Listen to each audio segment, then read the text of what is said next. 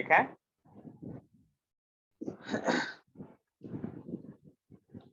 Centre of mass, centre of मास। देखिए सबसे पहले एनसीईआरटी के हिसाब से पढ़ेंगे सेंटर ऑफ मास में क्या होता है।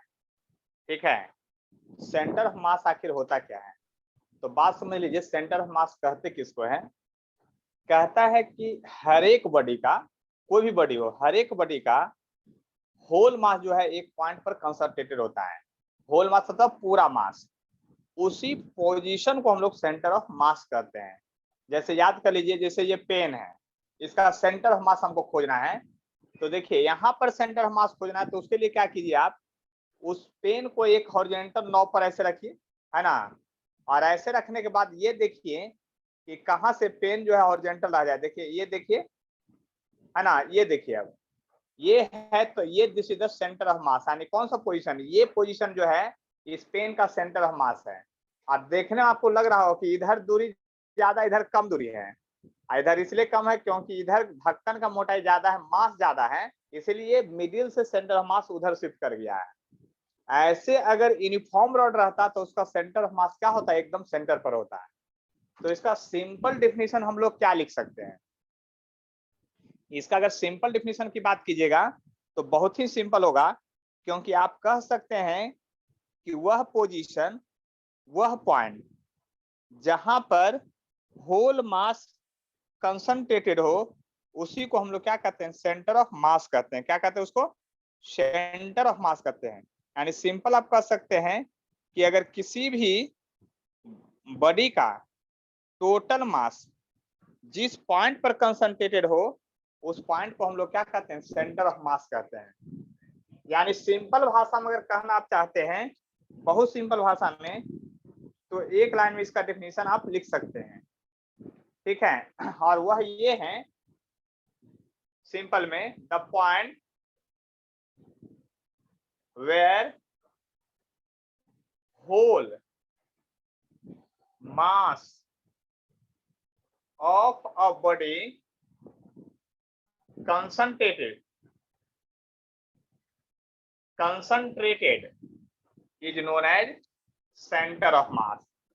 क्या known as center of mass, यानी सिंपल डेफिनेशन ये हुआ कि किसी भी बॉडी का टोटल मास जिस पॉइंट पर कंसंट्रेटेड हो, उसको हम लोग सेंटर ऑफ मास कहते हैं।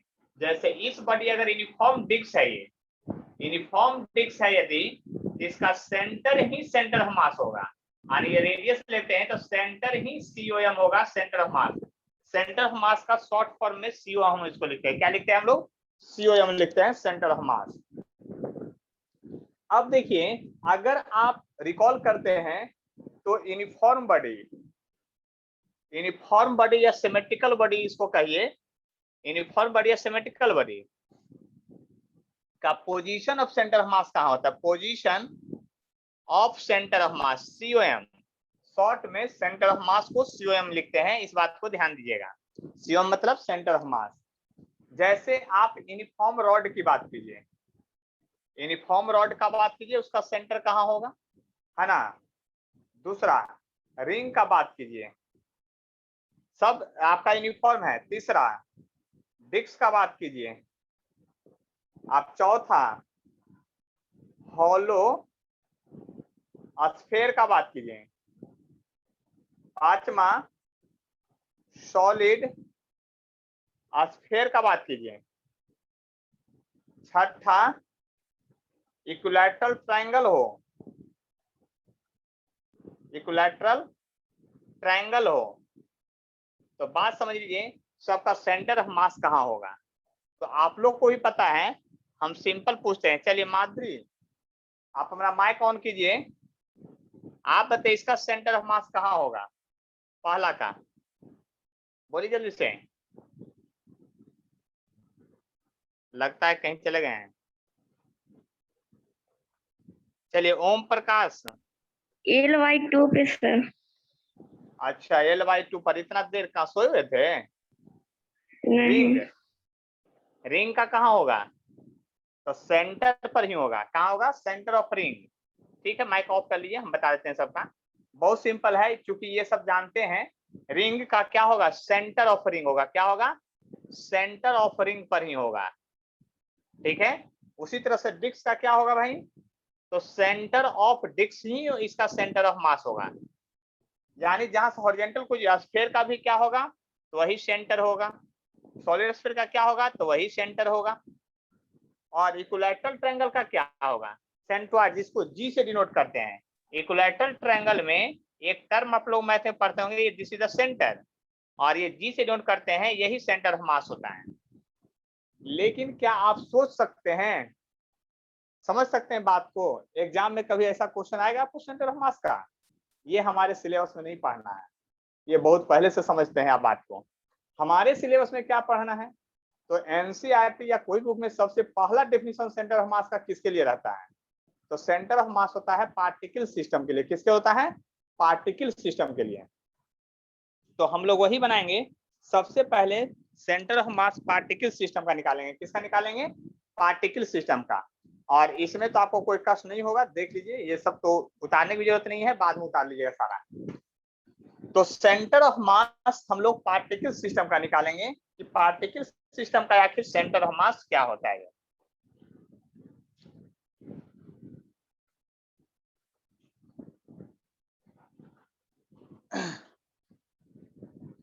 देखिए, centre of mass particle system का क्या होता है वो समझ लीजिए। Centre of mass of particle, आप लोग दिमाग थोड़ा खोल के रखिएगा। Centre of mass, centre of mass of particle system, particle system, centre of mass of particle system का निकालना चाहते हैं कि आखिर क्या होगा, centre of mass of particle system. तो पार्टिकल सिस्टम का सेंटर ऑफ मास क्या होगा, तो देखिए centre of mass of particle system, तो एक पार्टिकल सिस्टम ले लीजिए, सिंपली एक पार्टिकल सिस्टम ले लीजिए, और एक्स कोऑर्डिनेट है, ये वाई कोऑर्डिनेट है, और जेड कोऑर्डिनेट इधर है। देख लीजिए ध्यान से, ये जेड कोऑर्डिनेट इधर है, जेड सीएम भी है, तीनों एक्सिस है। मान लीजिए कि ये पॉइंट इधर है, एक पॉइंट इधर है, एक पॉइंट इधर है, बहुत सारा पॉइंट है।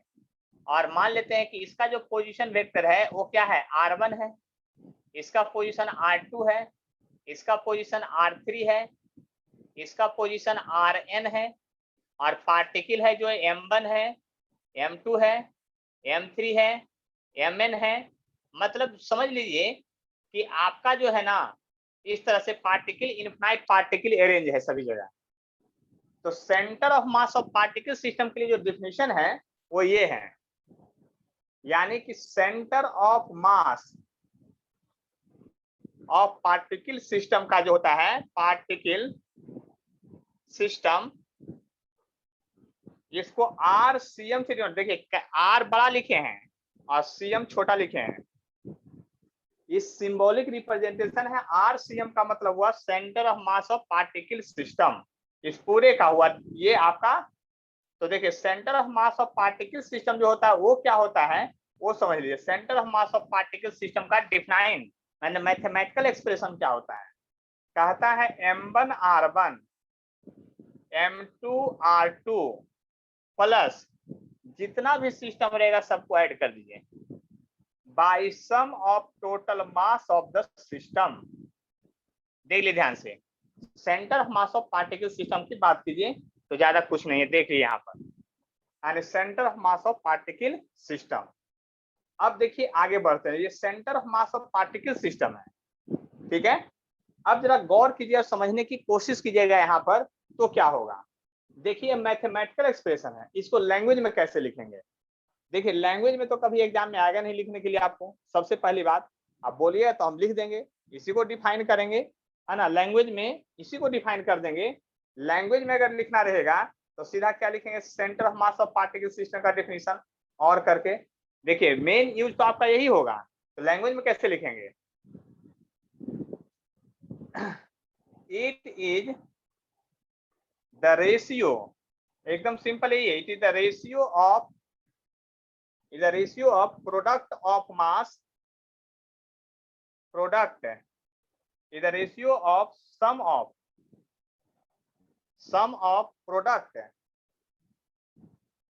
product of mass and position to the total mass of system। Simple भाषा में यही लिख सकते हैं आप कि क्या है, एक रेशियो है किसका, sum of product of mass and position to the total mass of the system. लेकिन देखिए बात समझने की कोशिश कीजिएगा, यहाँ पर कोऑर्डिनेट के टर्म में सब कुछ लिखा जाएगा, यानी नियामक ज्यामिति के टर्म में सब लिखा जाएगा। इस बात को समझ लीजिए। कहिए कैसे, तो इसके आधारित क्वेश्चन ही बनेगा। आपको आर क्या लग रहा है, R is the position vector लग रहा है, और पोजीशन वेक्टर को लिखेंगे 2i + 3j + 4k, जैसा हम लोग 10th क्लास में भी लिखते थे।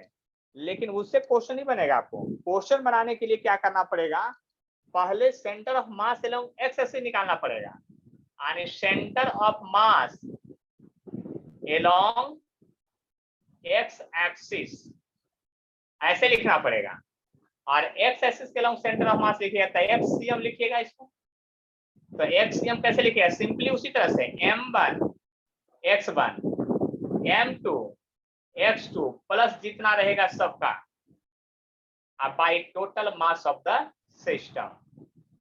देखिए हम क्या कहना चाह रहे हैं, मतलब आरसीएम डायरेक्ट आपसे नहीं निकलेगा ये फॉर्मूला से, ये फॉर्मूला यूज नहीं होगा क्वेश्चन बनाते समय। आपको क्या करना है, आरसीएम मतलब पोजीशन। अब पोजीशन वेक्टर हम 3 तरह से लिखते हैं, एक्स कोऑर्डिनेट, वाई कोऑर्डिनेट और जेड कोऑर्डिनेट। तो सबसे पहले क्या कीजिए, एक्स कोऑर्डिनेट के लोग निकाल लीजिए बात को। तो एक्स कोऑर्डिनेट के लोग निकाल दिए, centre of mass along X axis. उसी तरह से लिखेंगे सीओएम अलोंग क्या, Y axis. Centre of mass along Y axis जब निकाले करेंगे तो 22cm लिखेंगे, और 22cm लिखेंगे m1 y1 यानी y1 का कोऑर्डिनेट, m2 y2 आप plus by total mass of the system. बस सोच लीजिए total mass of the system. उसी तरह से z कोऑर्डिनेट, तो सेंटर ऑफ मास अलोंग क्या, z एक्सिस। याद कर लीजिए किसका, z एक्सिस के अलोंग। तो ZCM जो होगा आपका, बात समझ लीजिए अच्छी तरह से, इक्वल टू क्या लिखेंगे, m1 z1 m2 z2 plus total का sum divide by total mass of the system. अब बताइए इस तरह से लिखेंगे। अब centre of mass particle system का ये डिफाइंड टर्म है, देख लीजिए। इसको थोड़ा सा मैथमेटिकल एक्सप्रेशन है। देखिए सेंटर ऑफ मास से जो टॉपिक चालू होगा ना, इसमें लैंग्वेज में देर आती, मतलब लैंग्वेज के टर्म में आपका डेफिनेशन नहीं होगा, मैथमेटिकल के टर्म में डेफिनेशन, मैथ का डेफिनेशन होता है उस तरह से होगा यहाँ पर। अगर किन्हीं को थोड़ा बहुत भी डाउट है या कुछ समझना है तो बोलिए, देख लिए ध्यान से। कोई भी कष्ट है तो हमको बतलाइए, है ना, हम आपको हेल्प करेंगे। देख लीजिए ध्यान से। चलिए आगे बढ़े हम, चलिए तो आगे बढ़ते हैं। देखिए इसके बाद जो है बात वो समझने की कोशिश करेंगे तो ज्यादा कष्ट नहीं होगा। अब देखिए इसका एप्लीकेशन कैसे होगा ये मेनली सीखना है। क्वेश्चन कैसे बनाएंगे ये तो हम समझ गए कि आपका आरसीएम डायरेक्ट नहीं निकलेगा, पहले एक्ससीएम निकाल लेंगे, फिर वाईसीएम निकालेंगे, फिर जेडसीएम निकालेंगे, और तब उसको हम लोग लिखेंगे। लेकिन इतना फार्मूला सब लोग पढ़ लिए, सब लोग क्वेश्चन बना लिए, सब लोग देख लिए फार्मूला, सारा फार्मूला देख लिए। सेंटर ऑफ मास का एसआई यूनिट क्या होगा,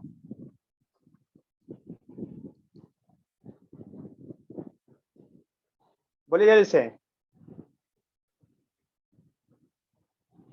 मीटर सर। मीटर होगा, हाँ पोजीशन होगा। क्यों, क्योंकि आपको लग रहा है कि सेंटर ऑफ मास, मास का स्टडी कर रहे हैं, बिल्कुल गलत। सेंटर ऑफ मास में पोजीशन का स्टडी होता है, और पोजीशन ऑफ सेंटर ऑफ मास नहीं बदलता है, लेकिन आंसर लिखने का तरीका बदल जाता है। आंसर लिखने का तरीका कैसे बदल जाता है, जैसे सिंपल सा एक एग्जांपल आपको बताते हैं। इस बोर्ड का जो सेंटर होगा कहीं ना कहीं होगा, मान लीजिए बोर्ड का सेंटर ऑफ मास यही है, सीओएम यही है। यदि आप यहां पर खड़ा होकर लिखेंगे और बोर्ड में इधर मान लिया कि दिस इज द ईस्ट और ये वेस्ट और ये नॉर्थ और ये साउथ है डायरेक्शन में, ये सेंटर ऑफ मास बोर्ड का यही है, लेकिन यहां से खड़ा होकर देखेंगे तो आपको लगेगा कि ईस्ट की ओर है। लिखेंगे centre of mass from this position 2 metre along east, जबकि इधर से जब आप सेंटर ऑफ मास का, यही सेंटर ऑफ मास है, पोजीशन ही नहीं बदला है, लेकिन ऑब्जर्वर बदल गया है। आप यहां से स्टडी करेंगे तो लिखेंगे सेंटर ऑफ मास जो है नॉर्थ की ओर है, और कोई अगर इधर से स्टडी करेगा तो कहेगा सेंटर ऑफ मास साउथ की ओर है, और कोई अगर तिरछा इधर से स्टडी करेगा तो कहेगा सेंटर ऑफ मास जो है 2 मीटर ईस्ट है और फिर 2 मीटर नॉर्थ है। आए बात समझ में? हमने कहा कि सेंटर ऑफ मास का पोजीशन नहीं बदलेगा, बट आंसर लिखने का तरीका बदल जाएगा। यहाँ पर किन्हीं को कोई प्रॉब्लम है तो बोलिए। हमने कहा सेंटर ऑफ मास का पोजीशन नहीं बदलेगा, लेकिन आंसर लिखने का तरीका बदल जाएगा, यानी कि एक ही क्वेश्चन का डिफरेंट आंसर हो सकता है, इतना बात याद रखिएगा। अब देखिए इसका क्वेश्चन हम लोग बनाते हैं। पहले क्वेश्चन कैसे बनाएंगे? अब देखिए, जिनको कोऑर्डिनेट अगर भूल गए होंगे, बहुत लोग ऐसे स्टूडेंट होंगे जो कोऑर्डिनेट भूल चुके होंगे, तो उनके लिए मैं सिखा देना चाहता हूं। देखिए यदि x है, ये y है, तो यहाँ x y पहले ऐसे लिखाता है कोऑर्डिनेट के रूप में, और अगर इसमें लिखिए तब माइनस एक्स बाई लिखाता है कोऑर्डिनेट, इसमें लिखिए तब माइनस एक्स माइनस बाई लिखाता है कोऑर्डिनेट, और इसमें लिखिएगा तो x और माइनस बाई लिखाता है कोऑर्डिनेट। इतना बात आपको पता होगा। अगर कोई पॉइंट यहाँ है, इसका मतलब वो x में भी उसका दूरी है और y में भी दूरी है, और तब ने आप लोग 9th 10th में पढ़े हुए, अगर P.23 लिखा हुआ है, इसका मतलब 2 यूनिट x में है और 3 यूनिट y में है। अगर कहीं P पॉइंट का कोऑर्डिनेट लिखा हुआ हो -3 और 4, तो -3 और 4 का मतलब x में -3 और y में 4, मतलब इधर कहीं कोऑर्डिनेट होगा, x माइनस प्लस y, इस तरह से कोऑर्डिनेट होता था। तो इसका अंदाजा लगा करके ही क्वेश्चन बनेगा आपसे। क्वेश्चन डायरेक्ट आपसे ऐसे नहीं बनने वाला है जो सोच रहे हैं, यानी कि ये प्योर मैथमेटिकल हो जाएगा आपका, उसके जैसा सॉल्यूशन करना है। तो इतना बात अगर समझ में आ गया है। यूनिट मीटर कैसे हुआ? इसका यूनिट मीटर कैसे हुआ, देखिए RCM में आप लिखिएगा M1 R1 M2 R2 by M1 plus M2, ऊपर का यूनिट हो गया केजी मीटर, केजी मीटर तक केजी मीटर, और नीचे हो गया केजी तक, केजी केजी कट गया तो क्या बच गया, मीटर। बात समझ में आ गया? इसीलिए ये आपका पोजीशन निकालेंगे, यहाँ पर लिखा रहेगा सेंटर ऑफ मास, लेकिन आप निकालेंगे पोजीशन ऑफ सेंटर ऑफ मास। पूरा नाम एक्चुअली यही होता है, पोजीशन ऑफ सेंटर ऑफ मास।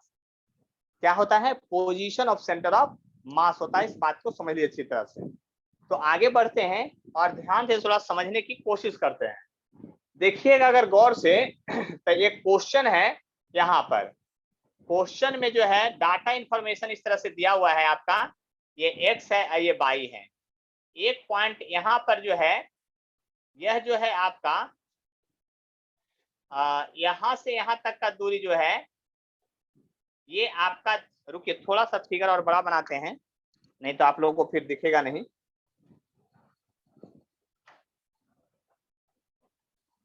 थोड़ा सा फिगर और बड़ा बनाते हैं।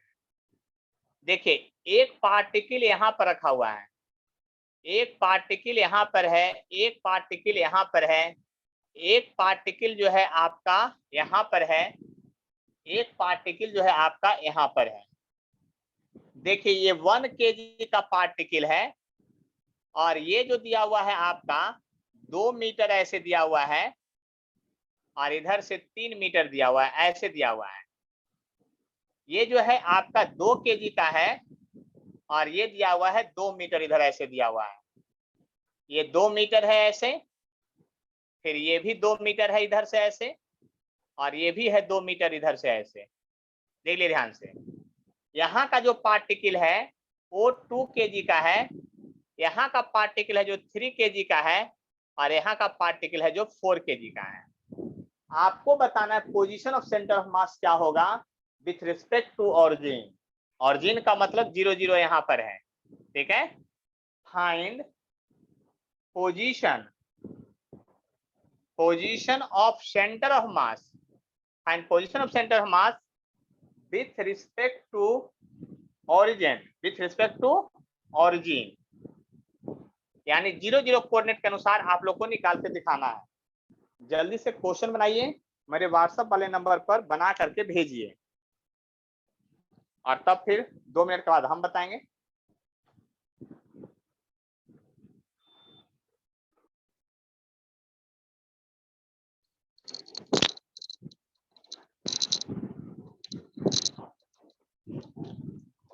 चलिए बात करते हैं, अच्छी तरह से ध्यान से समझ लीजिएगा, ठीक है। देखिए हम लोग यहाँ पर सेंटर ऑफ मास निकालना है, पोजीशन ऑफ सेंटर ऑफ मास। तो पहले एक्स कोऑर्डिनेट का निकालिएगा तब वाई कोऑर्डिनेट का। देखिए पहले एक्स सी एम निकालते हैं, तो एक्स सी एम लिखिएगा तो कै गो पार्टिकल है उसको गिन लीजिए। 1 पार्टिकल है, 2 पार्टिकल है, 3 पार्टिकल है, 4 पार्टिकल है, 5 पार्टिकल है। तो 5 पार्टिकल है तो पांचों का लिखना पड़ेगा क्या, m1 x1 m2 x2, इस तरह से पांचों का लिखना पड़ेगा। ऐसा नहीं कि किसी एक को छोड़ दीजिएगा, पांचों का लिखना पड़ेगा हर हाल में, तभी काम बनेगा। इसका मतलब क्या हुआ, m1 x1, यानी कि इस पार्टिकल का अगर मास लिखते हैं तो इसका x कोऑर्डिनेट लिखिए। तो अब हम पूछेंगे, वो बताएंगे। हर्ष राज अपना माइक ऑन कीजिए। Yes sir. आप बताइए हर्ष, इस पॉइंट का x कोऑर्डिनेट कितना है? 3 +3 की -3? -3। तो पूरा बोलिएगा ना। Okay sir. ठीक है, आप अपना माइक ऑफ कीजिए। दूसरा पार्टिकल है जो यहाँ पर है, कहाँ पर है, ये 2 kg वाला है। तो चलिए मिन्नी कुमारी आप बताइए 2 kg का x कोऑर्डिनेट कितना है? X coordinate sir +2. चलिए अपना माइक ऑफ कीजिए। माधुरी कुमारी आप बताइए x कोऑर्डिनेट इसका कितना होगा? -2. -2. ठीक है, अब दूसरा लोग को जवाब देने दीजिए। माधुरी कुमारी बताएंगे। चलिए वो नहीं बोलने में असमर्थ हैं। 0. वेरी गुड, लगता मैथ पढ़े अच्छा से। 0 होगा, क्योंकि जो बाई एक्सिस पर पॉइंट होता है उसका एक्स कोऑर्डिनेट क्या होता है, 0 होता है। चलिए तब अगला फिर पूछेंगे। नीतीश कुमार आप बताइएगा इस 2 kg का एक्स कोऑर्डिनेट क्या होगा? इस 2 kg का एक्स कोऑर्डिनेट क्या होगा नीतीश कुमार? चलिए वो असमर्थ हैं बोलने में। सर। कोऑर्डिनेट बोलिए, जी सर नहीं, कोऑर्डिनेट। ये 2 kg का एक्स कोऑर्डिनेट क्या होगा? सर नहीं समझ में आया। चलिए कोई बात नहीं है, देखते रहिएगा, समझ में आ जाएगा। कृतिका कुमारी, यस सर 2 होगा। और 3 kg का कितना होगा? इस 3 kg का एक्स कोऑर्डिनेट सर 4 होगा। 4 हो जाएगा। नहीं, ठीक है, वेरी गुड। अपना माइक ऑफ कर लीजिए। चलिए और कौन बताएंगे? चलिए एक आधे से आज पूछ लेते हैं, है ना। चलिए शुभम कुमार 407 जो टाइप किए हुए हैं। चलिए आप बताइएगा 407, आप बताइएगा कि ये 4 kg का एक्स कोऑर्डिनेट कितना होगा? +4 सर। +4 यानी 2 2 4, वेरी गुड, +4 होगा। अब total mass of the system, तो 1 kg, 2 kg, 2 kg, 3 kg, 4 kg। लिखने का तरीका समझ में आ गया? देख लीजिए ध्यान से। अब अगर देखिए इसके लिए मैथ आना चाहिए, अगर मैथ नहीं आता है तो 9th 10th का मैथ खुद पढ़ना पड़ेगा, क्योंकि उतना तो अब आपको काम करना पड़ेगा। पीछे हम कितना पढ़ाते रहेंगे बार बार। 11 से आप लोग 12th अब चले आए हैं, है ना। देखिए कोऑर्डिनेट समझना पड़ेगा और तब क्वेश्चन तुरंत बन जाएगा। तो यहाँ XCM जो होगा आपका ये -3 हो गया, +0 हो गया, +4 हो गया, +12 हो गया और +16 हो गया, डिवाइडेड बाई 2 1 3 2 5 3 8 और 4 12 हो गया। देखिए 12 4 16 32 में से 3 घटा दीजिए तो 29 हो गया। 29/12 मीटर में आंसर आएगा।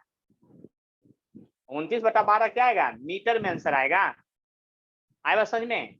ये एक्स कोऑर्डिनेट निकला है आपका। इसी तरह से बाई कोऑर्डिनेट निकालना पड़ेगा। तो बाई कोऑर्डिनेट हम यहीं पर घेर के निकाल देते हैं। देख लीजिए इतना ही दूर में। तो 22 जब लिखिएगा तो क्या होगा? उसी तरह से m1/1 इसका बाई कोऑर्डिनेट कितना होगा? इसका बाई कोऑर्डिनेट आपका 2 मीटर होगा, यानी 1 × 2 लिखिएगा। इसका बाई कोऑर्डिनेट क्या होगा? नेगेटिव में 2 होगा तो -2 × 2 होगा। इसका बाई कोऑर्डिनेट 0 होगा, 2 × 0 होगा। इसका बाई कोऑर्डिनेट 0 होगा, 3 × 0 होगा। इसका बाई कोऑर्डिनेट 2 होगा तो 4 × 2 होगा। Total mass of the system तो 1 2 2 3 और 4। अब ध्यान दीजिए यहाँ पर क्या होगा, जो ये दोनों 0 हो गया, ये 4 2 जा 8 हो गया और 8 और 2 10 हो गया और 10 में से 4 चला गया तो 6 आ गया। यानी 22 जो हो गया आपका 6 बाई कितना हो गया आपका? जो 12 आया था, आने की 0.5 मीटर आ गया, ये आया। अब एक्स कोऑर्डिनेट जो लिखिएगा, मतलब सेंटर ऑफ मास का जो पोजीशन RCM में लिखाता है ना, उसमें पहले XCM लिखाता है और कॉमा देके 22 लिखाता है। लिखने का स्टाइल ये होता है, यहाँ पर याद कर लीजिएगा। तो आंसर जो एक्चुअली होगा वो RCM में एक्स कोऑर्डिनेट कितना है? 29/12 मीटर, 29/12 मीटर और कॉमा फिर कितना? 0.5 मीटर। ऐसे आंसर लिखना पड़ेगा निकाल करके। देख लीजिए ध्यान से, बात समझ लीजिए अच्छी तरह से।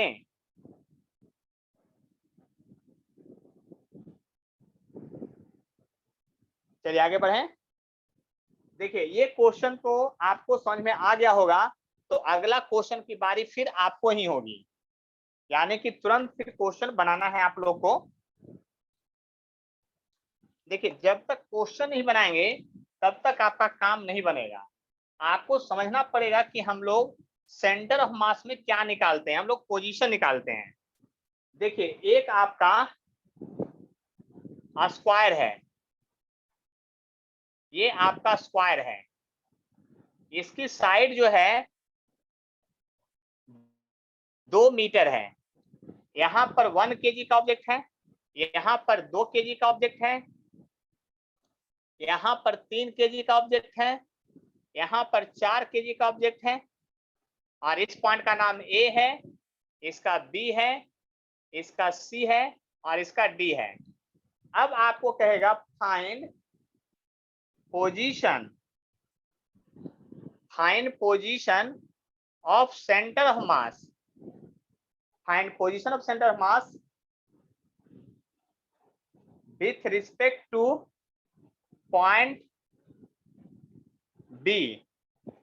बी पॉइंट के रिस्पेक्ट में आपको position of centre of mass बतलाना है। जल्दी से आप लोग बना के हमको जल्दी से भेजिए। पॉइंट बी के रिस्पेक्ट में सेंटर ऑफ मास क्या होगा ये बतलाना है। फास्ट में बनाइएगा, आ जाएगा बात। ठीक है, देखिए क्वेश्चन में क्या कहा है? कहता है पोजीशन ऑफ सेंटर ऑफ मास बताइए, है ना। पोजीशन ऑफ सेंटर ऑफ मास बताइए विथ रिस्पेक्ट टू बी। तो जहां पर पोजीशन ऑफ सेंटर ऑफ मास निकालना होता है ना, वहां पर हम लोग क्या करते हैं? ऑरिजिन मानते हैं। वहां पर क्या मानते हैं? ऑरिजिन मानते हैं। उसके रिस्पेक्ट में आपको निकालना है। किसके रिस्पेक्ट में? उसके रिस्पेक्ट में हम लोग क्या मानते हैं? ऑरिजिन मानते हैं। इस बात को ध्यान से समझ लीजिए। जब उसके रिस्पेक्ट में उसको ऑरिजिन मानेंगे तो क्या करेंगे? तो हम देखिए उसको रेड पेन से दिखा रहे हैं। यहाँ अगर ऑरिजिन मानेंगे ऐसे 0 0, तो याद कर लीजिए इसका कोऑर्डिनेट इधर पॉजिटिव x है, ये पॉजिटिव y है और इधर नेगेटिव x होगा। याद कर लीजिएगा, ऐसे बनाइएगा क्वेश्चन को। बात समझ में आया? जिसके रिस्पेक्ट में निकालना हो उसको थोड़ा ध्यान से देखिएगा, उसको क्या कीजिएगा, थोड़ा ध्यान से देखिएगा, तब बात समझ में आएगा। और बात समझने की कोशिश कर रहे हैं यहाँ पर, तो जरा गौर से कीजिएगा, देखिएगा ध्यान से।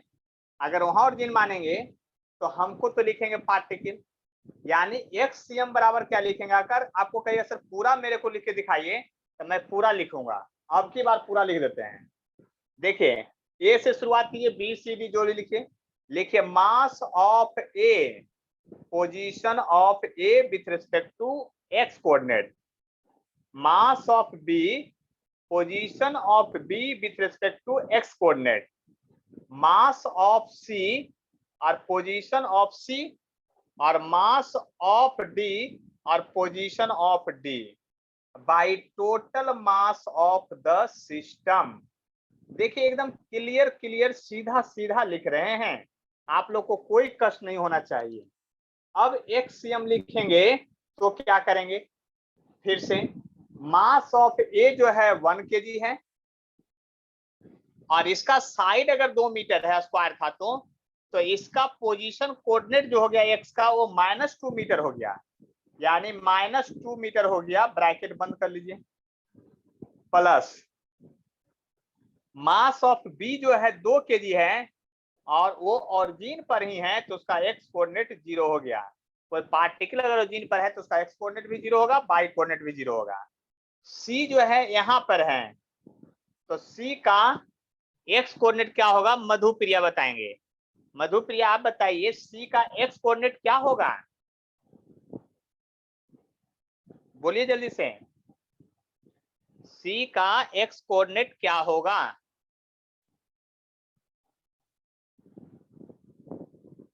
चलिए कृतिका आप बताइए। 0। 0 होगा, क्यों? ये बाई पर है। कहां पर है? बाई पर है, तो एक्स कोऑर्डिनेट 0 हो जाएगा, यानी 3 × 0 हो जाएगा। और इसका एक्स कोऑर्डिनेट क्या होगा, 4 kg का, तब 4 kg का एक्स कोऑर्डिनेट होगा -2 मीटर। कहिए क्यों? क्योंकि इसके रिस्पेक्ट में ये बाई एक्सिस था, और ये पॉइंट का कोऑर्डिनेट जो है देखिए ये -2 है और +2 है, यानी इसका दोनों में पॉइंट है, एक्स में भी है और बाई में भी है। अब by total mass of the system, तो 1 2 3 4, 1 2 डी का जो 3 डी और का लेंगे 4। तो डी के रिस्पेक्ट में लेंगे ना। नहीं, बी के रिस्पेक्ट में लेंगे, क्योंकि हाँ, आपको बी डायगोनल। के डायगोनल थोड़ी लिया जाता है, कोऑर्डिनेट में क्या लिया जाता है, एक्स कोऑर्डिनेट में कितना गए हो और वाई कोऑर्डिनेट में कितना गए हो। तो एक्स कोऑर्डिनेट भी -2 होगा और वाई कोऑर्डिनेट +2 होगा 4 का। कंफ्यूज मत कीजिए, मेडिकल में एगो क्वेश्चन यहाँ से रहता है, याद कर लीजिएगा, और कोऑर्डिनेट में ही आप लोग को परेशान करता है ये, है ना। डायगोनल थोड़ी, हम लोग बता पोजीशन दीजिए नहीं ले रहे हैं। क्या चीज, फिर से बता दें? एक बार फिर एकदम फिर से बता देते हैं डी के लिए। आप बताइए प्रियांशी, आप सिंपल सा बात समझ सकते हैं, अगर कोई पॉइंट यहाँ है तो उसका एक्स कोऑर्डिनेट किधर लीजिएगा, डायगोनल में लीजिएगा कि एक्स की ओर जाके लीजिएगा, और बाई कैसे लीजिएगा, तब बाई ये लीजिएगा कि डायगोनल वाला एक्स मानते हैं, आप बताइए पहले। No sir.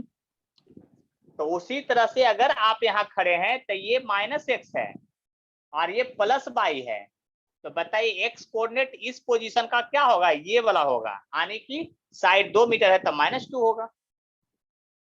देख लीजिए, एकदम निडर होके पूछिए, हमारे पास सभी चीजों का सॉल्यूशन है, बस इतना ही याद रखिए। क्योंकि जितना क्वेश्चन आप पूछेंगे ना, वो लाइफ में हमारे पास कभी ना कभी पहले से आ चुका है, कोई ना कोई हमसे पूछ चुका उस तरह का क्वेश्चन, इसलिए बेझक होके पूछिए, हम सॉल्यूशन बताएंगे। अब समझ में आ गया ना कि क्यों लिए है -2 इसका जो।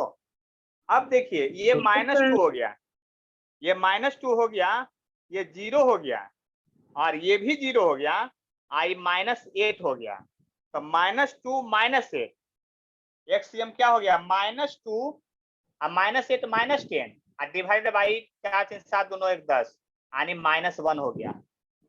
यानी कि एक्स कोऑर्डिनेट जो हो गया आपका -1 आ गया मीटर में।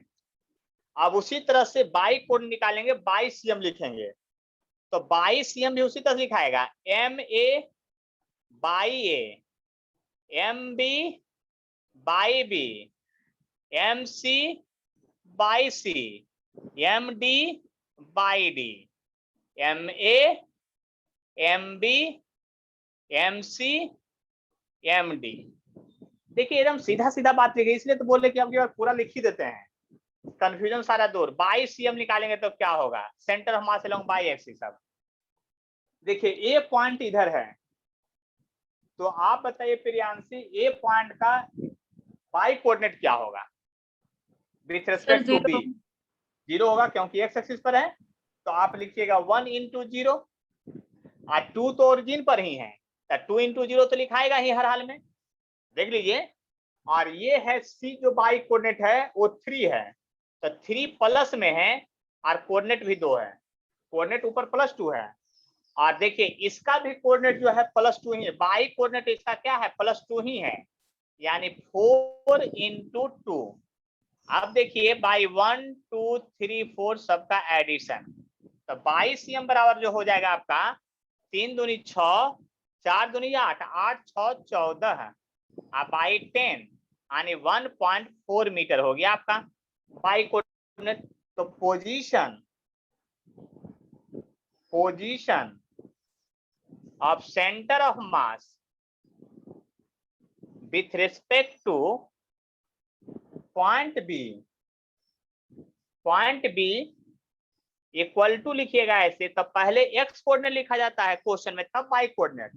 तो एक्स कोऑर्डिनेट है -1, एक्स कोऑर्डिनेट क्या है, -1 है, कॉमा 1.4 बाई कोऑर्डिनेट है। ये आपका आंसर होगा, देखिए ध्यान से, -1 और 1.4 होगा, इस बात को समझ लीजिए अच्छी तरह से। -1 और 1 क्या होगा आपका 4 होगा, इस बात को समझ लीजिए। यानी इस तरह से आप पार्टिकल सिस्टम, देखिए फार्मूला जब देखे थे तो कितना आसान लगा था, आप समझ भी नहीं सके होंगे, लगा होगा कि कितना आसान चीज है ये।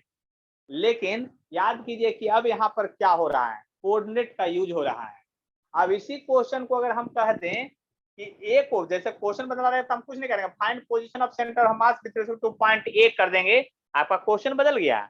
लेकिन याद कीजिए, पहले एक बात समझिए मेरी बात ध्यान से, -1 और 1.4, तो -1 इसका एग्जैक्ट एकदम बीचों बीच आएगा, याद कर लीजिए, क्योंकि ये 2 मीटर है तो -1 इधर आएगा बीचों बीच। अब 1.4 जो होगा थोड़ा सा ऊपर होगा, यानी कि COM का जो पोजीशन होगा आपका ये होगा। और सेंटर ऑफ मास इस पार्टिकल सिस्टम का यही है COM, और ये सेंटर ऑफ मास जो है आपका क्या है, -1, यहाँ किस -1 और 1.4 है। इतना बात आप लोग को समझ में आया कि नहीं, पहले ये बताइए, देख लीजिए, समझ लीजिए बात को, जो भी डाउट है हमसे डिस्कशन। देखिए हमको पता है कि पार्टिकल सिस्टम एक क्लास पढ़ाएंगे, फिर अगले क्लास में इंटीग्रेशन वाला सारा प्रोसेस आएगा। याद कर लीजिए, ऐसा मत सोचिए कि सेंटर ऑफ मास बहुत छोटा, पहले ही बता दिए हैं, और आप लोग को हिम्मत रखना पड़ेगा, मतलब हिम्मत इस सेंस में कि आपको ज्यादा मेहनत करना पड़ेगा, नहीं तो एक बार में सब चैप्टर समझ। देखिए वर्क ऑफ एनर्जी के बाद जो भी चीजें चलेगी, जब तक रोटेशन खत्म नहीं होगा तब तक आपको बहुत परेशान करेगा ये सब टॉपिक, जिसमें सेंटर ऑफ मास है, कोलिजन है, रोटेशन का टॉपिक है, ये थोड़ा ज्यादा टफ है, यानी थोड़ा परेशान करता है। तो समझने के लिए आपको सिंपल एग्जाम्पल से लेके हम सब लेटेस्ट एग्जाम्पल तक चलेंगे। किन्हीं को कोई डाउट नहीं है तो हम तो फिर से सोचेंगे कि आप लोग बना के भेज दीजिए दोबारा, लेकिन इसको नहीं, इसको मिटा देते हैं। सिर्फ क्या करते हैं, आपको यहाँ पर पॉइंट हम बी कर देते हैं, क्वेश्चन बदल दे रहे हैं, आने की अब की बार जो है find position of centre of mass with respect to point A कर दें, ये कर देते हैं, ए पॉइंट के रिस्पेक्ट में आपको निकाल के दिखलाना है, इसको बना के नहीं भेजना है, लेकिन बनेगा इसी तरह से, इसलिए इसको मिटा भी नहीं रहे हैं। पहले आप क्या कीजिए, इसी जैसा लिख के पूरा लिख करके बनाइएगा, हमको ये वाला फालतू वाला मत लिख के भेजिएगा, हमको ये पूरा लिख के भेजिएगा कि कैसे कैसे बनेगा ए के रिस्पेक्ट में। यानी कि अब की बार ओरिजिन यहाँ लेना है, इसको अगर मिटा देते हैं तो अब की बार ओरिजिन जो लेना है, अब की बार जो ओरिजिन चूज करना है यहाँ से नहीं, अब की बार ओरिजिन जो चूज करना है यहाँ से चूज करना है, यानी दिस इज द ओरिजिन होगा, यानी कि ये 0 0 होगा, और ये 1 kg जो है इसको थोड़ा सा मिटा करके इधर लिख देते हैं, तो आपको साफ साफ क्लियर भी पता चलेगा कि ये 1 kg है, ये पोजीशन का मास है जो ये 1 kg है, और ये x जो है ये सब फालतू में जो लिख दिए थे उसको मिटा देते हैं।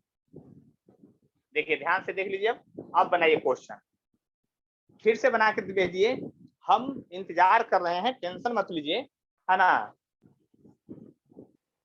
आगे बढ़ जाते हैं, और आप लोग एक काम कीजिएगा, वो काम ये कीजिएगा कि फिर से ये जो क्वेश्चन है ना, इस क्वेश्चन को क्या करना है कि पॉइंट ए के, हाँ ठीक है, पॉइंट ए के अबाउट, पॉइंट सी के अबाउट और पॉइंट डी के अबाउट, इसी तरह से पॉइंट बदल बदल के सारा क्वेश्चन को फिर से बना करके हमारे व्हाट्सएप पर भेज दीजिएगा।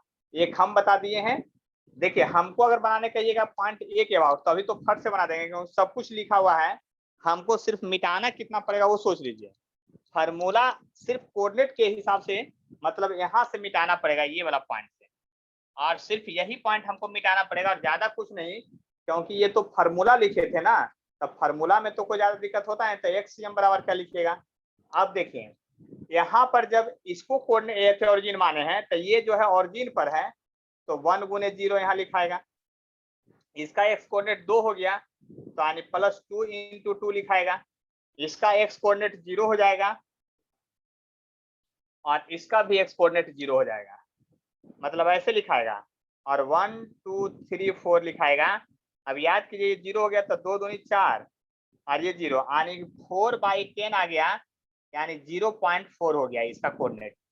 अब उसी तरह से अगर 22 वाला को कहिएगा फिर से लिखने के लिए तो हम 22 वाला का भी लिख देंगे तुरंत, क्यों, क्योंकि हमको तो सिर्फ इतना ही मिटाना पड़ेगा, बात समझ लीजिए अच्छी तरह से, है ना। देखिए यहाँ पर जैसे 22 फिर से लिखेंगे, दोबारा लिखने की कोशिश करेंगे, तो अब की बार ये है ऑरिजिन, तो इसका बाई कोऑर्डिनेट भी 0 हुआ यानी 1 गुने 0, इसका भी बाई कोऑर्डिनेट 0 हो गया यानी 2 × 0, इसका जो बाई कोऑर्डिनेट है वो आपका +2 है तो 3 × 2 हो जाएगा, इसका बाई कोऑर्डिनेट है जो +2 है तब 4 × 2 हो जाएगा, by total mass of the system, यानी कि 1 2 3 4, 6 और 8 14, 14/10 यानी 1.4 फिर से आया। तो ध्यान से समझिएगा मेरी बात को अच्छी तरह से ये समझिएगा कि कोऑर्डिनेट जो है, याद कीजिए यहाँ से जो तो कोऑर्डिनेट निकाले थे वो 0.6 आया था, और क्या आया था, तो इसका भी कोऑर्डिनेट देखिएगा तो ये पोजीशन नहीं बदलेगा, आपका 0.4 जो है वही होगा और आपका 1.4 भी होगा, मतलब यहाँ से मेजर कीजिए तो ये डिस्टेंस बदलेगा लेकिन ये आंसर नहीं बदलेगा, वो पोजीशन वही रहेगा, लिखने का तरीका बदल जाएगा, इधर से पॉजिटिव में और इधर से भी पॉजिटिव में सेंटर ऑफ मास का पोजीशन है जो, तो सेंटर ऑफ मास का पोजीशन बदलता नहीं है, क्वेश्चन कहां से बनाना है ऑब्जर्वर के रिस्पेक्ट में बदल जाता है। हाँ बोलिए सर, डी पॉइंट वाला, डी पॉइंट वाला जब लिखिएगा तो यहाँ ऑरिजिन बनाइएगा और यहाँ से भी यही रहेगा, लेकिन आपको क्या होगा, एक्स पॉजिटिव बाई निगेटिव अब की बार आ जाएगा, जो बाई 2 बार पॉजिटिव आया है अब की बार बाई निगेटिव आ जाएगा, और सी पॉइंट से भी लिखिएगा तो एक्स भी निगेटिव आएगा और बाई भी निगेटिव आ जाएगा जब आंसर सोल्यूशन कीजिएगा। सर एक्स, क्या चीज, बोलिए बोलिए, सर हाँ बोलिए ना। सर वो x सेंटीमीटर में 3 × 2 होगा ना, 0 कैसे होगा 3 सर, × नीचे 2 0.4 में, यहाँ में सी ये 3 पॉइंट यही सर ना, 3 × 2 होगा ना, यस सर, अच्छा सॉरी, हाँ 3 × 2 होगा, हाँ ये जो है आपका एक्स कोऑर्डिनेट 3 × 2 हो जाएगा, यहाँ गड़बड़ हो गया है लिखने में, 3 × 2 होगा तो 6 हो जाएगा और 4 10 ना हो जाएगा, तो 10 हो जाएगा तो कितना हो, देखिए एक्चुअली क्या था फिर से समझ लीजिए, इसका एक्स कोऑर्डिनेट 2 मीटर है, इसका जो एक्स कोऑर्डिनेट लिखिएगा तो ये 2 मीटर लिखिएगा, बाई कोऑर्डिनेट ना भी 2 है तो एक्स कोऑर्डिनेट भी 3 का 2 है, बाई का एक्स कोऑर्डिनेट 0 है क्योंकि ओरिजिन के सामने है, तो 3 2 6 और 4 10 हो गया, तो 10/10 यानी 1 आ गया, देख लिए ध्यान से 1 आ गया आपका ये, ठीक है, और सॉल्यूशन में वहां दिक्कत हो गया था थोड़ा सा, तो बात आप लोग समझ चुके हैं हम क्या कहना चाह रहे हैं, यानी position of centre of particle system का यही होगा, लेकिन यही भी नहीं होगा, अब इसमें बहुत टेक्निक लगाया जा सकता है आपको कंफ्यूज कराने का, बहुत बहुत बड़ा बड़ा मेथड है। कहिए क्यों? आपको ज्योमेट्री में और कोऑर्डिनेट में फंसा दिया जाएगा।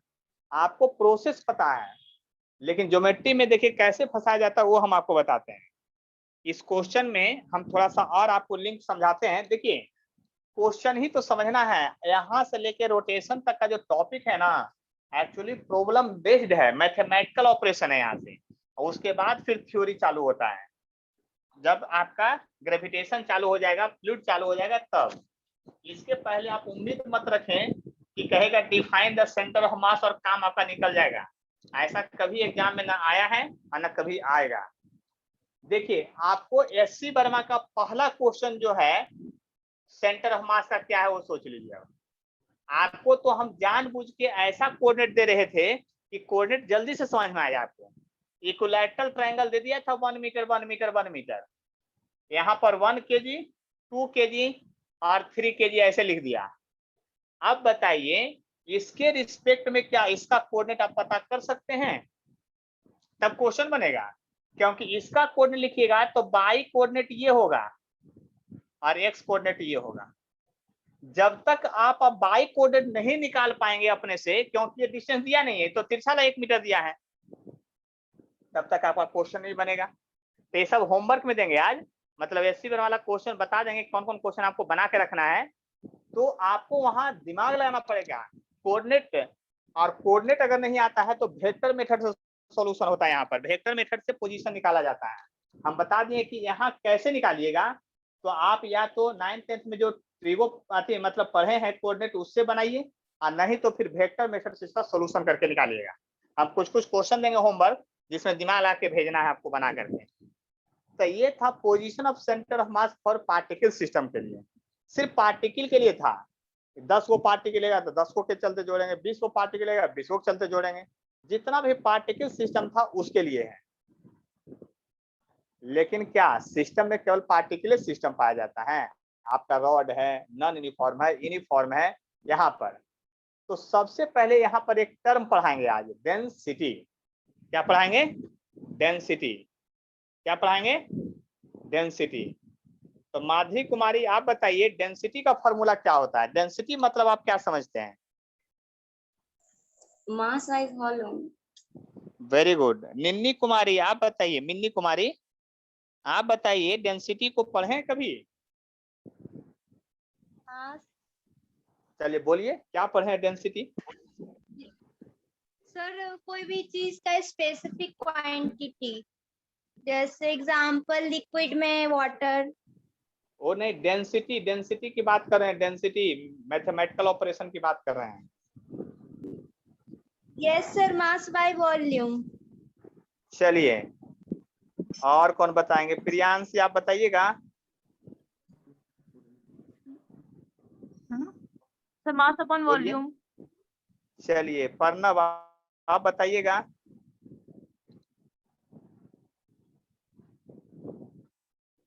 Density sir, Happyraj? हाँ density, density mass by volume. Mass by volume, सब लोग मास बाय वॉल्यूम जानते हैं। चलिए आज आपका कंफ्यूजन, एक बहुत बड़ा कंफ्यूजन दूर कर रहे हैं, वो समझ लीजिएगा। डेंसिटी जो है ना, डेंसिटी बराबर मास बाय वॉल्यूम फॉर्मूला नहीं होता है। डेंसिटी एक वर्ड है जिसका मतलब होता है कंपैक्टनेस, मतलब अरेंजमेंट, कैसे रख रहे हैं। याद कीजिए आप डेंसिटी बराबर मास बाय फॉर्मूला बोल दिए वॉल्यूम।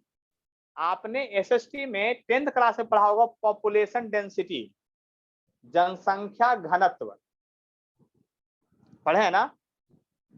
वहां पर डिफिनीशन Yes, क्या होता sir. था? तो वहां पर डिफिनीशन क्या होता था? Number Sir, of people life पर स्क्वायर किलोमीटर। Yes sir. तो वो तो डेंसिटी एक अलग बात हो गया। आप डेंसिटी और मास बाय वॉल्यूम ही हमेशा क्यों बोल दिए? तो डेंसिटी एक अरेंजमेंट वर्ड से आया है जिसका मतलब होता है कंपैक्टनेस, अरेंजमेंट किस तरह से किया गया है। तो अरेंजमेंट की जब बात आ गई तो डायमेंशन का बात आ गया, और डायमेंशन का बात आ गया तो आप बात समझ सकते हैं हम क्या कहना चाह रहे हैं। यानी कि अरेंजमेंट आप कितने तरह से कर सकते हैं उसको समझने की कोशिश। तो किसी चीज का अरेंजमेंट हम 3 तरह से कर सकते हैं, यानी कि density on the basis basis of dimension. देखिए याद कीजिएगा, पूरे फिजिक्स में एप्लीकेबल होगा, इलेक्ट्रोस्टैट में गर्दा छुड़ा देगा डेंसिटी, नहीं तो समझ लीजिएगा, इसीलिए इलेक्ट्रोस्टैट पहले चालू नहीं किए हैं हम। जब तक 11th पूरा नहीं पढ़ाएंगे तब तक इलेक्ट्रोस्टैट चालू नहीं होगा 12th में, क्योंकि हमको पता है, नहीं तो कई सर ये तो जानते ही नहीं है, और हम पढ़ा देंगे तब हम ऊपर आप पढ़ा भी रहे हैं कि हम पढ़ा चुके हैं। देखिए on the basis of dimension, arrangement जो होता है 3 तरह का होता है, एक लीनियर, और दूसरा एरिया पर यानी सरफेस पर, और तीसरा पूरे वॉल्यूम में। आप बताइए, हवा को और पानी को कभी लाइन में अरेंज कर सकते हैं, कभी एरिया पर अरेंज कर सकते हैं, वो वॉल्यूम में अरेंज होगा। लेकिन आप बताइए, आदमी को कभी वॉल्यूम में अरेंज कर सकते हैं? मतलब रूम में ऐसे सोइए, 4 गो सो जाए, उस पर 10 गो सो जाए, फिर उस पर 20 गो सो जाए, मतलब पूरे वॉल्यूम में अरेंज हो जाइएगा? वैसा नहीं होगा। तो अरेंजमेंट किसको किस तरह से कर सकते हैं उस पर डिपेंड करता है। और आज हम डेंसिटी का लाख फार्मूला 5 मिनट में याद करवाएंगे। 1 लाख तरह का डेंसिटी होता है, सारा डेंसिटी अभी तुरंत याद कराएंगे। On the basis of dimension हम इसको कहेंगे लीनियर डेंसिटी, पूरा नाम लिख रहे हैं, लीनियर डेंसिटी और सरफेस डेंसिटी और वॉल्यूमेट्रिक डेंसिटी। देखिए लीनियर डेंसिटी को हम लोग जो डिनोट करते हैं इन जनरल, वो लैम्डा से डिनोट करते हैं, और सरफेस डेंसिटी को सिग्मा से डिनोट करते हैं, और वॉल्यूमेट्रिक डेंसिटी को रो से डिनोट करते हैं। अब ये डेंसिटी 3 तरह से अरेंज होगा, और किसी भी लीनियर डेंसिटी का जो फार्मूला होगा, लीनियर डेंसिटी का जो फार्मूला होगा लैम्डा बराबर वो क्या होगा? तो लीनियर डेंसिटी का जो फार्मूला होगा फिजिकल क्वांटिटी बाई लेंथ होगा, याद कर लीजिए। और सरफेस डेंसिटी का जो फार्मूला होगा या एरियल डेंसिटी का जो फार्मूला होगा, रो बराबर वो भी होगा क्वांटिटी बाई एरिया होगा। बात समझने का कोशिश कीजिए। और इसके बाद वॉल्यूमेट्रिक डेंसिटी के जो बात कीजिएगा, रो बराबर वो क्वांटिटी बाई वॉल्यूम होगा। क्या होगा? वॉल्यूम होगा। देख लीजिए ध्यान से। अब कहिए सर क्वांटिटी क्या है? तो क्वांटिटी क्या है उसको समझिए। क्वांटिटी, आप फिजिकल क्वांटिटी नहीं पढ़े हैं क्या? अब फिजिकल क्वांटिटी में किस किस चीजों के चलते आपको डेंसिटी पढ़ना है, मतलब 11-12 के फिजिक्स तक में। इंजीनियरिंग कॉलेज में फिर आगे टर्म और बढ़ेगा ये, लेकिन फॉर्मेट यही रहेगा डेंसिटी का। तो अभी जो सबसे पहले आपको पढ़ना फिजिकल क्वांटिटी, मास का डेंसिटी पढ़ना है। 12th में सबसे पहले चार्ज का डेंसिटी पढ़ना है और एनर्जी का डेंसिटी पढ़ना है। याद कीजिए, एनर्जी डेंसिटी पढ़ाए हैं हीट में, सबसे पहले मैकेनिज्म ऑफ सॉलिड जब पढ़ा रहे थे तो। उसके बाद आपको डेंसिटी किसका पढ़ना है? करंट का डेंसिटी पढ़ना है। मतलब ये सभी टर्म का डेंसिटी आपको पढ़ना है। और अगला टर्म का जब पढ़ना रहेगा तो आपका दिमाग फट से काम करेगा। कहिए कैसे? अब आपको मैं बताता हूं, ध्यान से समझिएगा। यहाँ पर इसको मैं इतना घेर दिया हूं, this is the basic structure of density का फॉर्मूला है। ये बेसिक स्ट्रक्चर है, यानी कि आप 3 फार्मूला पढ़ेंगे। कभी भी लीनियर डेंसिटी रहेगा, फिजिकल क्वांटिटी बाई लेंथ से डिवाइड होगा।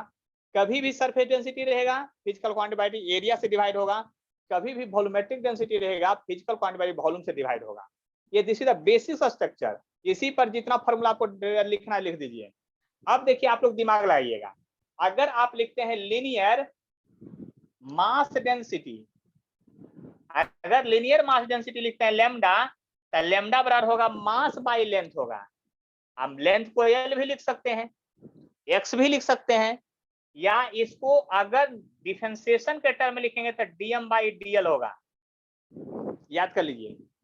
उसी तरह से अगर सरफेस मास डेंसिटी की बात कीजिएगा, सरफेस मास डेंसिटी की बात कीजिएगा, तब क्या लिखिएगा? रो बराबर लिखिएगा सिग्मा बराबर मास बाई एरिया लिखिएगा। अब एरिया को ए से डिनोट करेंगे, या डीएम बाई डीए लिखिएगा।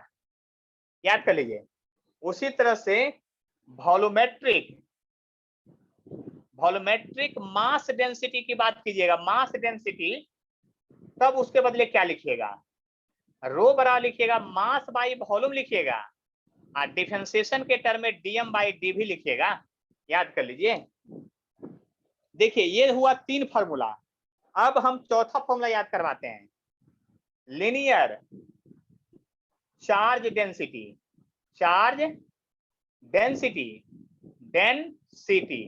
लीनियर चार्ज डेंसिटी वो लैम्डा से डिनोट करेंगे, लेकिन ये फार्मूला होगा चार्ज बाई लेंथ होगा या डी क्यू बाई डीएल होगा। याद कर लीजिए। उसी तरह से सरफेस चार्ज डेंसिटी की बात करेंगे, सरफेस चार्ज डेंसिटी, तो सरफेस चार्ज डेंसिटी क्या होगा, सिग्मा बराबर चार्ज बाई एरिया होगा या D Q by D A होगा। सिमिलरली उसी तरह से वॉल्यूमेट्रिक चार्ज डेंसिटी क्या होगा, वॉल्यूमेट्रिक चार्ज डेंसिटी क्या होगा। देखिए हम बार बार कर रहे हैं, डेंसिटी एक टर्म है जिसको समझने की कोशिश कीजिए, तो चार्ज बाई वॉल्यूम होगा या डी क्यू बाई डी भी होगा। उसी तरह से वॉल्यूमेट्रिक एनर्जी डेंसिटी क्या होगा, तो एनर्जी बाई वॉल्यूम होगा। अब बात समझ में आए आप लोग को कि डेंसिटी क्या होता है, जो अरेंजमेंट होता है, और जो फार्मूला पे वो रट के रखे थे 8वां क्लास से और 6ठा क्लास से, डेंसिटी बराबर मास बाई वॉल्यूम, जरा उसको थोड़ा दिमाग में भी रखना है, लेकिन ये सेटिंग को भूलना नहीं है, नहीं तो आपको बहुत धोखा होगा क्वेश्चन बनाने में, यहाँ सेंटर ऑफ मास में। और बार बार कर रहे हैं, यहाँ से क्लास नहीं छूटना चाहिए, और समझ में नहीं आए तो वीडियो जो यूट्यूब पर डालें उसको 4 बार 5 बार देखिए, लेकिन समझ के रखना है, पिछला समझ में रहेगा तब अगला क्लास भी समझ में आएगा। अब आज जो डेंसिटी नहीं पढ़ेंगे और अगला क्लास में आ जाएगा तो उनको कुछ बुझाएगा ही नहीं, क्योंकि हम तो फटाफट हम सोचेंगे पढ़ाए हुए हैं, फटाफट काम करेंगे। याद कर लिए ध्यान से, और अभी इसका एक यूज भी दिखाएंगे अभी। तो देखिए ध्यान से समझ लीजिए डेंसिटी क्या होता है। तो डेंसिटी एक अरेंजमेंट है जो अरेंज कर सकते हैं 3 तरह से, लाइन पर अरेंज कर सकते हैं, एरिया पर अरेंज कर सकते हैं, पूरे वॉल्यूम में अरेंज कर सकते हैं। तब प्रियांशी समझ में आ गया, डेंसिटी का खतरा टल गया। Yes sir. आप नहीं बोलिएगा डेंसिटी और मास बाई वॉल्यूम फट से, कोई पूछेगा डेंसिटी का फार्मूला तो उसको बोलिए आपका क्वेश्चन अधूरा है, पहले आप क्वेश्चन पूरा कीजिए, और नहीं तो 8वां स्टैंडर्ड वाला बात बोल रहे हैं तब बोल देते हैं मास बाई वॉल्यूम, वो हमको पता है। लेकिन डेंसिटी आपको वर्ड में समझना पड़ेगा, और वर्ड ही से डेंसिटी का फॉर्मूला, जैसे कहीं लिखा रहेगा लीनियर मास डेंसिटी, तो सीधा सा है मास और लीनियर है तो मास बाई लेंथ फार्मूला। कहीं लिखा रहेगा वॉल्यूमेट्रिक एनर्जी डेंसिटी, तो एनर्जी है और वॉल्यूम है, तो मास बाई वॉल्यूम नहीं होगा, एनर्जी बाई वॉल्यूम होगा। मतलब अब रहेगा करंट डेंसिटी या सरफेस करंट डेंसिटी, तो करंट बाई एरिया होगा। 12th में पढ़ाएंगे सब करंट वरेंट में सब, इसीलिए बार बार बोल रहे थे ना कि 12th में पहले लाइट पढ़ाएंगे, क्योंकि हमको पता है, नहीं तो आप लोग मेरा माथा जो है ना खराब कर देते है ना, थोड़ा बहुत जो है ना वो भी। तो इसका मतलब आपको 12th का जो पहला बुक है ना उसमें ये सब सारा यूज में आएगा, इसीलिए हम लोग इतना मेहनत करते हैं कि आपको समझ में आ जाए। तो ये सबको, ये फार्मूला जानते कहाँ होना चाहिए, फर्स्ट पेज पर होना चाहिए, कि अगला बार कभी मत भूलिए। तो ये डेंसिटी हो गया, देख लीजिए, लिखने का मन होगा तो बाद में तो फिर आपको तुरंत चला ही जाएगा शाम होते होते। देखिए अब इसका यूज सिखाते हैं, यूज कैसे होगा उसको बात समझने की कोशिश कीजिएगा। इसका हम लोग यूज किस प्रकार से करेंगे क्वेश्चन बनाते समय, उसको हम लोग देखते हैं ध्यान से। देखिए बात अगर समझने की कोशिश करते हैं तो क्या होगा, जैसे सेंटर ऑफ मास का जो फॉर्मूला है ना, रिजिड बॉडी के लिए, कंटिन्यूअस बॉडी के लिए, रिजिड मतलब पेन के लिए, हाथ के लिए, आपके लिए, पार्टिकल के लिए नहीं, हम लोग पार्टिकल थोड़ी है। तो rigid body, centre of mass of rigid body, centre of mass of rigid uniform body के लिए, यूनिफॉर्म बॉडी के लिए एक नॉन यूनिफॉर्म के लिए अलग होगा। तो आरसीएम का यहाँ अब डिफिनीशन ही है, मैथमेटिक्स खत्म हो जाएगा, फिर अगला क्लास के लिए भी तो छोड़ना है ना कुछ ना कुछ। देखिए बात समझने की कोशिश कीजिएगा, हम क्या कर रहे हैं, centre of mass of rigid uniform body अगर रहेगा ना तो उसका सेंटर ऑफ मास क्या होता है। देखिए आपका होगा 1/टोटल मास ऑफ द सिस्टम, और integration of dm into r। देखिए याद कीजिए डिफिनेशन वही पार्टिकल वाला, मास गुने पोजीशन बटा टोटल मास, मास गुने पोजीशन बटा टोटल मास ही लिखा हुआ है। और टोटल करने का मतलब जोड़ होता है और इंटीग्रेशन का मतलब ही एडिशन ही होता है, यानी यही फॉर्मूला होगा, याद कर लीजिए। लेकिन centre of mass of rigid non uniform body के लिए अगर लिखना है तो क्या लिखना पड़ेगा, तो RCM का भी फॉर्मूला वही होगा, लेकिन अब की बार होगा dm into r by dm का इंटीग्रेशन होगा। अब दोनों तरफ इंटीग्रेशन करना पड़ेगा और ये फार्मूला है, ये मैथमेटिकल एक्सप्रेशन का फार्मूला, यही इसका डिफिनीशन ही है।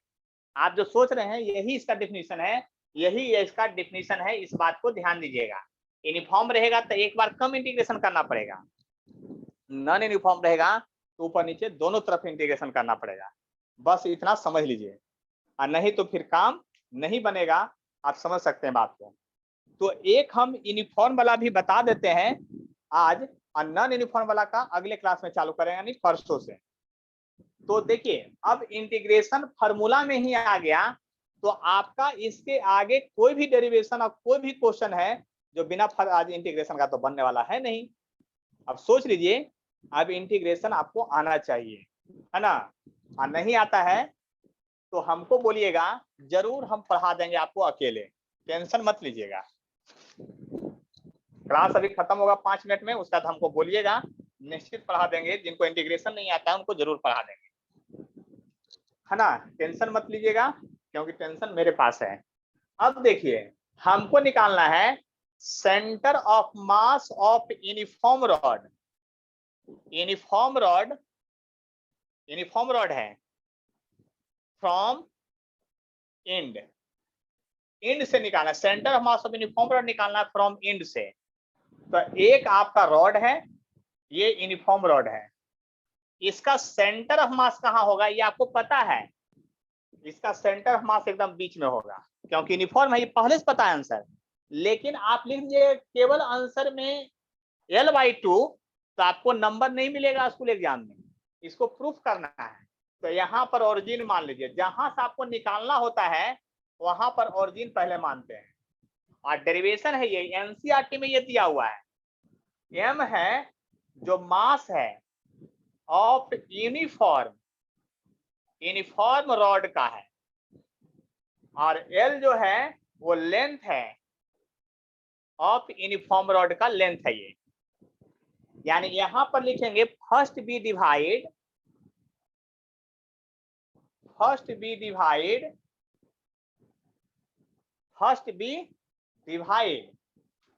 द रॉड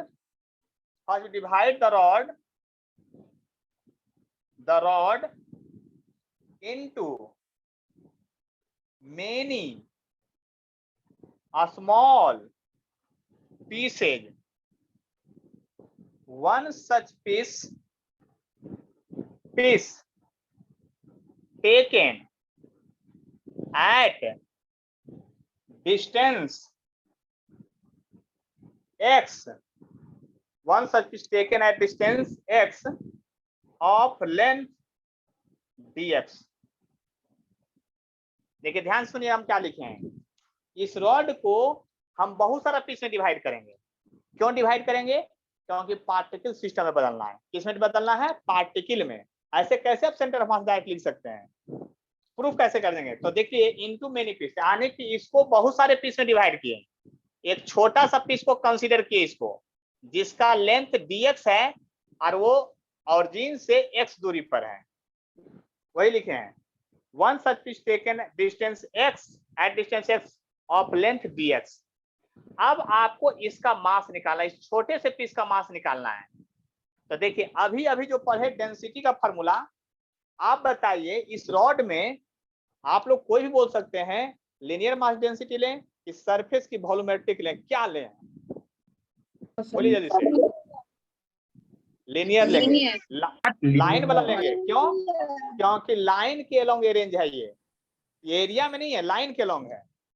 तो आपको आपको पता है, यानी लिखना पड़ेगा यहाँ पर linear mass density. Linear mass density lambda बराबर होगा आपका m/l, पूरे रॉड का मास है m और लेंथ इसका l है। दूसरा होगा dm/dx, क्योंकि यहाँ पर एक छोटा पीस भी माने हैं जिसका लेंथ dx है तो उसका मास भी छोटा होगा, और चूंकि रॉड एक ही है तो लिखने का स्टाइल यही होगा। देखिए ध्यान से, linear mass density m/l equal to dm/dx हो गया। इसलिए mass of a small piece क्या होगा, तो mass of a small piece क्या होगा, dm बराबर क्या होगा, तो mass of a small piece dm बराबर होगा, देखिए m देख लीजिए ध्यान से, इधर m/l इंटू dx होगा, तिरछा गुना करिएगा तो। अब इसको निकालने का एक और मेथड था, एक नियम, यूनिटी मेथड। तो यूनिटी मेथड क्या है वो भी बता देते हैं, लेकिन हम लिखेंगे यही, लिखेंगे यदि लेंथ l होता तो मास m होता, यदि लेंथ l होता तो मास m होता, यदि लेंथ 1 होता तो मास m/l होता, और यदि लेंथ dx होता तो मास m/l इंटू dx होता। ये यूनिटी मेथड समझ में आया कि नहीं? और फार्मूला से भी देखिए वही आया, m/l इंटू dx आया, फार्मूला से भी वही आया, m/l इंटू dx आया। तो अब वैसे बनाइए ऐसे बनाइए, बात बराबर है। यहाँ पर डेंसिटी को इधर से भी यूनिटी मेथड से बना सकते हैं हम लोग, लेकिन हम यहाँ ये नहीं लिखेंगे। अब स्मॉल पीस का मास निकल गया तो RCM का फॉर्मूला आपको पता है, the integration of dm into r by m, यही था, यूनिफॉर्म था इसलिए m था, याद कर लिए यूनिफॉर्म था इसलिए ये है। लेकिन यहाँ r के टर्म में नहीं लिखाएगा, क्योंकि तो जनरल फॉर्मूला था ना, यहाँ तो लाइन x के लॉन्ग है, यानी यहाँ पर रॉड का निकालिएगा सेंटर ऑफ मास तो xm निकलेगा, और xm के लिए निकालेंगे तो dm इंटू x लिखाएगा, अब बाई m होगा। बात समझिए अब ध्यान से, तो xm जब लिखिएगा तो dm का वैल्यू पुट कीजिए, तो dm का वैल्यू m/l इंटू dx है, तो m/l बाहर आ जाएगा और m एगो पहले से था बाहर, इंटीग्रेशन बचेगा dx और x है, x इंटू dx का इंटीग्रेशन बचेगा। अब जरा लिमिट खोजिए, जब यहां से चलने लगिएगा यहाँ तक तो सबसे छोटा पीस जब यहाँ वाला कंसीडर कीजिएगा तो x बराबर 0 पर आएगा वो, और सबसे दूर वाला जब पीस लीजिएगा तो x बराबर l पर आएगा। तो इंटीग्रेशन का जो लिमिट होगा आपका 0 से l होगा, देख लीजिए ध्यान से, इंटीग्रेशन का जो लिमिट होगा आपका 0 से l होगा।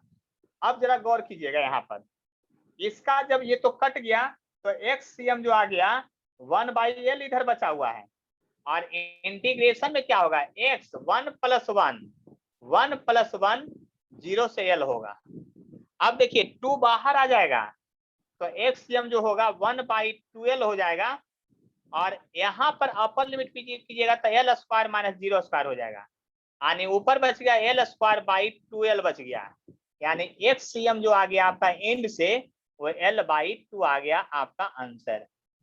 यानी सेंटर ऑफ मास कहाँ पर है, सेंटर पर ही है, यानी एंड से मेजर कीजिएगा तो l/2 आंसर आएगा। बात समझ में आया कि नहीं ये बताइए आप लोग। अब यानी प्रूफ किए, इतना प्रूफ कीजिए तो 2 नंबर मिलेगा आपको। इसी तरह से 12th में इलेक्ट्रोस्टैट में डेरिवेशन है सारा, वहां भी इसी तरह से प्रूफ करना है बहुत सारा चीजों को। तो याद कीजिए ये सब इंटीग्रेशन का जो फॉर्मेट है इलेक्ट्रोस्टैट में सब यूज में आएगा, इसलिए इस डेरिवेशन को याद करना ही पड़ेगा, रो करके हंस करके जा करके जो भी कीजिए, क्योंकि अगला बार बोर्ड होगा, ये बात याद कर लीजिए, इस बार सब लोग पास कर गया फालतू में, है ना। चलिए कुछ कोई पूछना चाहते हैं तब बोलिए, क्योंकि अब मीटिंग एंड करेंगे हम। आप लोग तो सो के पढ़ते हैं, आपको खड़ा के लिए रहते हैं, तब से देख रहे हैं ना, बैठने का भी जगह नहीं देते हैं। चलिए बोलिए, और किन्हीं को कोई कष्ट है तो बोलिए, किन्हीं को कोई कष्ट नहीं है। देखिए समझने का कोशिश कीजिएगा, नहीं समझ में आए तो बार बार आपका वीडियो देखिए, और जिनको इंटीग्रेशन नहीं आता वो हमसे मिल लीजिएगा, उनको इंटीग्रेशन सिखा देंगे, ठीक है। तो आज का क्लास सब एंड करें, बोलिए।